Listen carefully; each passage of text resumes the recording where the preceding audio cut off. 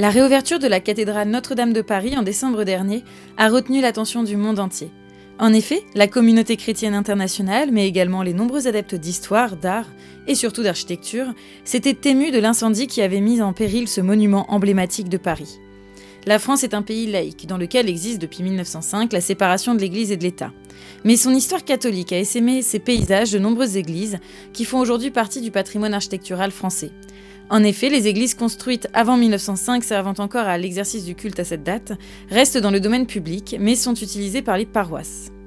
Aujourd'hui, dans Garches de tout temps, revenons sur l'étonnante histoire de l'église Saint-Louis. Quand une ville cherche ses origines et sa date de naissance, la date de création de la paroisse est souvent celle retenue. En effet, la fondation d'une paroisse dans un bourg impliquait de pouvoir justifier de l'existence d'au moins 10 foyers et avait des implications d'ordre économique. C'est auprès de leur paroisse que les habitants réalisaient leurs devoirs religieux, mais également qu'ils s'acquittaient de la dîme. Il s'agissait de l'impôt sur les récoltes qui était prélevé par l'église. Garches étant alors un village entouré de fermes et de champs, l'impôt sur les récoltes prenait toute son importance. L'église Saint-Louis est donc fondée en 1298. Ainsi, la communauté garchoise, qui auparavant dépendait de la paroisse de Saint-Cloud, il n'est d'ailleurs pas rare de lire Garches-les-Saint-Cloud sur les documents anciens, ce qui témoigne du lien entre les deux villes, va à présent payer la dîme à l'église Saint-Louis. Elle reste liée à Saint-Cloud car rattachée à son chapitre jusqu'en 1788. Une fondation de paroisse, c'est la reconnaissance d'une communauté qui s'administre alors via son curé, son conseil de fabrique et du marguillier.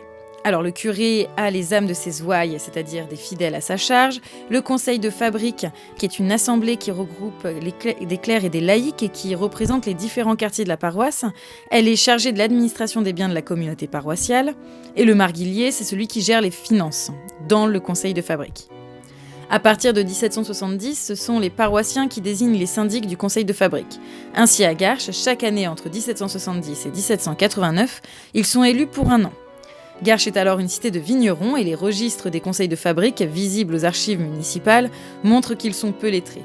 Des patronymes y sont récurrents, tels que Sevin, Boudin, Frémont, Dorange et Sageret, et se retrouvent jusque dans les conseils municipaux du XXe siècle. À Garches, cet événement fondateur se double d'un événement historique. Il s'agit de la première église dédiée à Saint-Louis. Louis IX, roi des Français, est canonisé peu de temps après sa mort. De façon concomitante à sa canonisation, l'église de Garches lui est dédiée. Cette fondation rapide d'une église sous ce vocable est due à Robert de la Marche, ancien clerc de Louis IX, grâce à sa proximité avec le défunt roi canonisé évidemment, comme l'indique une pierre gravée en lettres gothiques et insérée au-dessus de la porte de la sacristie, mais nous y reviendrons. Robert de la Marche meurt en septembre de la fondation de l'église. Il est inhumé près du chœur, une pratique répandue à l'époque pour les nobles ou le clergé. Il y eut d'ailleurs d'autres personnes inhumées dans cette église, comme Marie de Chidé, dame de l'Étendue, son époux Guillaume de Tambérel et Clémence de Signy, tous trois décédés autour de 1300. Les années passent et l'église a besoin de restauration. Des travaux sont entrepris en 1676, 400 ans après sa construction, pour la réfection du porche grâce à une donation de 100 livres. 1789. La Révolution française bouleverse les mœurs. La République est instaurée et les églises sont interdites au culte. Entre 1793 et 1794, l'administration du district va demander aux villes de venir lui déposer le mobilier, la vaisselle et les vêtements liturgiques. Puis l'église est transformée en temple de la raison. Oh, elle reste un lieu central de la ville. C'est là que se réunissent les assemblées municipales, mais également là que les Garchois célèbrent la prise de Toulon. En 1793, c'est la récupération par la jeune République de la ville de Toulon livrée aux Anglais par les royalistes. Pour son inauguration en tant que temple de la raison, une grande fête et un banquet y sont organisés. Finalement, le 2 prairial de l'an 3 de la République, c'est-à-dire le 30 mai 1795, la Convention nationale décrète le libre exercice du culte. 50 Garchois réclament alors la réouverture de leur église. C'est l'abbé Prozel qui officiera. Il s'agit d'un prêtre fonctionnaire, c'est-à-dire qu'il a prêté serment en 1790 à la nouvelle constitution civile du clergé. C'est par ailleurs un citoyen actif de la ville depuis plusieurs années. Son nom se retrouve dans de nombreux registres d'assemblées, souvent appelé le citoyen Prozel. La constitution civile du clergé est un décret de 1790 qui organise l'Église de France. Les membres du clergé de France ne sont donc plus soumis à la juridiction interne de l'Église, notamment les astreignants au célibat. Et notre cher abbé Prozel en profite en se mariant en 1794 avec Marie-Anne Tantin, qui est une femme divorcée. Son divorce avait été déclaré pour cause d'absence de son époux depuis plus de 5 ans. Ce mariage a peut-être pour objectif de prouver que l'abbé Prozel se comporte en bon républicain. Cependant, en 1801, Bonaparte signe un accord avec la papauté et l'évêque constitutionnel de Versailles démissionne. Le nouvel évêque désigne alors l'abbé Jean-Baptiste Gros pour succéder à l'abbé Prozel en tant que curé de Garches. Quelques mois plus tard, l'abbé Prozel propose de prêter à la commune, tant qu'elle en aura besoin pour l'usage du culte catholique, 4 grands chandeliers de bois, un crucifix en bois, un pied de pupitre ou de lutrin et un prie-dieu en bois, objet qu'il avait certainement acquis lors de la vente aux enchères des biens de l'église. Ensuite, il disparaît des archives municipales, bien que quelques rares mentions indiquent qu'il n'est plus forcément apprécié.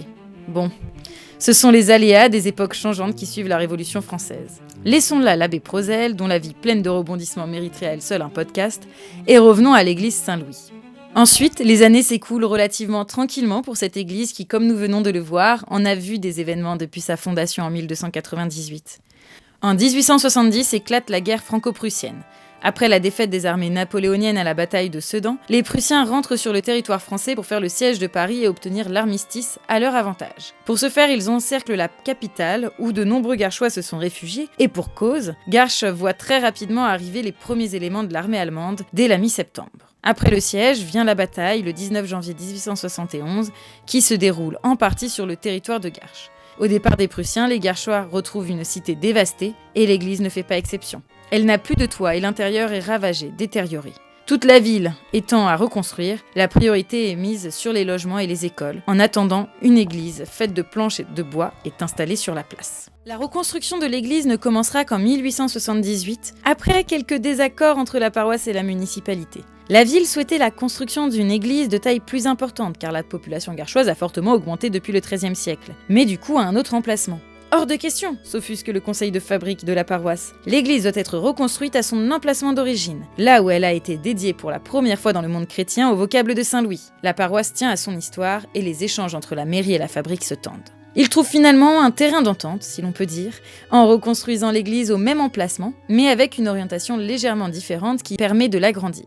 Pour affirmer la continuité avec l'ancienne église, une reproduction d'une pierre de la première église, présentant une inscription en lettres gothiques, est installée au-dessus de l'entrée de la sacristie, celle dont on parlait tout à l'heure. Voici ce qu'elle indique. En l'an de grâce 1298, le vendredi après Réminiscère, ainsi en l'honneur de Dieu et Monseigneur Saint-Louis, maître Robert de la Marche, clerc de notre Seigneur, le roi de France et Henri son valet, pose la première pierre de l'église de Garches, la fonda en l'an susdit. La reconstruction intervient sous la direction de l'architecte Henri Blondel, né en 1821 et mort en 1897. Alors son nom ne vous évoque peut-être rien, mais son agence d'architecture fut l'une des plus importantes de Paris. Actif entre 1852 et 1894, il participe au plus gros chantier de son époque, le Paris haussmannien. Le choix de la continuité avec l'ancienne église se poursuit, l'architecture est de style néo-gothique et néo-roman pour rappeler le Moyen-Âge, époque de construction initiale, et reprend des éléments de la construction précédente, notamment le plan d'origine en croix latine composé de 3 vaisseaux, la nef encadrée de ses 2 bas-côtés, surplombée d'une voûte d'ogive se terminant par une abside polygonale. L'intérieur est éclairé par les fenêtres hautes surmontant les rangées de grandes arcades en arc brisé. Sur sa façade principale se dresse une tour-clocher surmontée par une flèche. Dans le clocher est d'ailleurs réinstallée une cloche de l'ancienne église qui datait de 1787. Cette cloche est inscrite sur la liste des objets classés monuments historiques en 1944. Elle avait été bénie en 1787, comme l'indique le registre paroissial de l'époque. L'an 1787, le 24 novembre, a été bénie par nous, curés sous-signés, la grosse cloche de cette église qui a été nommée Louise Marie-Antoinette pour le roi et la reine de France.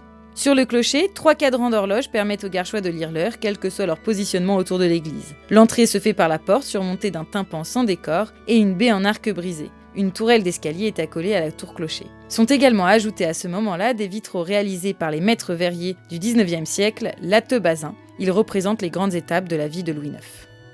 En 1989, la ville organise un concours d'artistes pour orner le tympan de l'église, la partie surmontant la porte sous l'arc brisé. Et c'est la Garchoise Marie-Jeanne Doutrillo qui le remporte. Elle réalise la sculpture en pierre de Saint-Maximin l'année suivante. Sa composition révèle le Christ ressuscité et représenté avec ses stigmates au centre, encadré par le tétramorphe, c'est-à-dire les 4 créatures symbolisant les 4 évangélistes. En 1951, alors que la ville accueille Monseigneur Roncalli, futur Jean XXIII, il offre à la paroisse un ostensoir, une pièce d'orfèvrerie destinée à exposer l'hostie, et un reliquaire renfermant les reliques de Saint-Louis. Ces 2 objets sont visibles dans la sacristie. Au XXe siècle comme aujourd'hui, les catholiques se rendaient à la messe de l'église Saint-Louis le dimanche, y compris les enfants. À moins que... Et il fallait aller à la messe le dimanche et faire signer sa carte comme quoi on allait être à la messe. J'avais des grands cousins, on allait cueillir des marrons, on se mettait devant l'église pour montrer qu'on était là et puis on partait, puis un petit peu avant que ça sorte, on revenait et puis on tendait notre carte. Ça fonctionnait? Oui, ça fonctionnait. Sa position centrale dans la ville, mais également à chaque étape de la vie des chrétiens, donna de curieux spectacles pour les écoliers qui passaient devant pour aller à la cantine. On allait jusqu'à la cantine qui se trouvait à côté de l'église. Et là, on voyait souvent les enterrements. C'était avec le drap, vous savez, à l'église, avec l'initiale de la personne décédée. Oui, c'était comme ça. Et puis il y avait le corbillard. Alors le corbillard, c'était, comment ça s'appelle, avec un cheval, c'était une calachette, avec un cheval. C'est pareil, là aussi, les trucs en noir, avec les initiales du mort. Voilà. Par contre, des fois le samedi, comme on avait cantine le samedi, on avait le samedi toute la journée, on allait à l'école toute la journée le samedi. Et ben, il y avait des mariages. Alors là, on était là, ah oui, les filles, on gardait les robes, on gardait les bijoux, on gardait tout ça. Ouais, mais c'est surtout les enterrements qu'on voyait souvent. L'église de Garches a accueilli des funérailles très médiatisées et très suivies, comme celle de Sidney Bechet en 1959. À bientôt 730 ans, l'église Saint-Louis peut s'enorgueillir de sa longévité.